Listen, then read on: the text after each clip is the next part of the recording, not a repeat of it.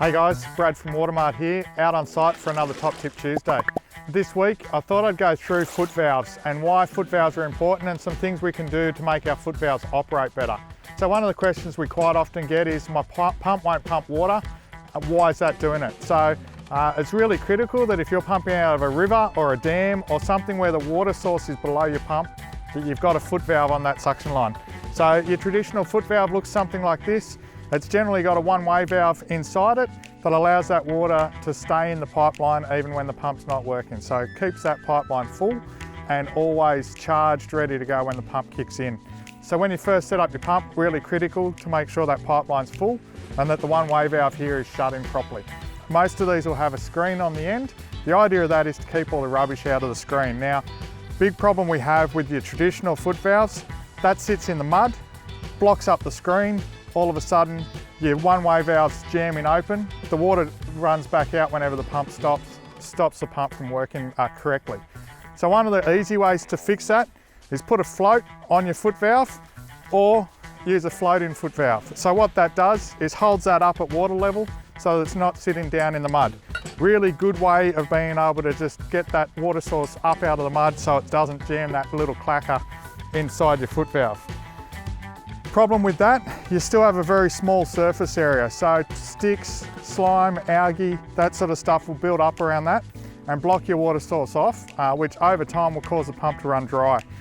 So when we talk about running dry, that's the pump running without water in it and it'll burn your pump out really quickly. So one of the things we've developed here at Watermart over the last few years are these foot valve screens. You can make these yourself, you can use all sorts of things to do it.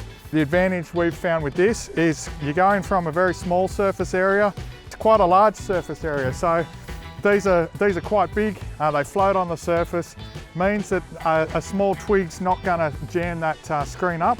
You're going to have really good coverage, a really large surface area to allow the water to still come through the pump even when you're sitting in rubbishy water. These have saved the life of pumps for us in a lot of situations where we're replacing pumps regularly that were running dry.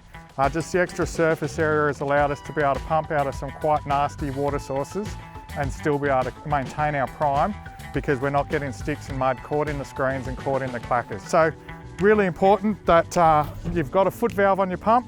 That's point number one, is making sure if you're pumping out of a creek or a dam or a water source below your pump, you've got a good quality foot valve.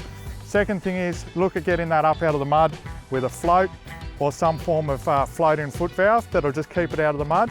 And third is look at the surface area of that. So making sure that you've got good surface area that's clean to stop the twigs and things from blocking that water source so that you can maintain a good quality water for your pump system all the time. So there you go guys, hopefully these tips have been handy. Thanks for tuning into our channel. Please subscribe and check out our other videos for more tips and tricks on how to keep your water supply working well for you.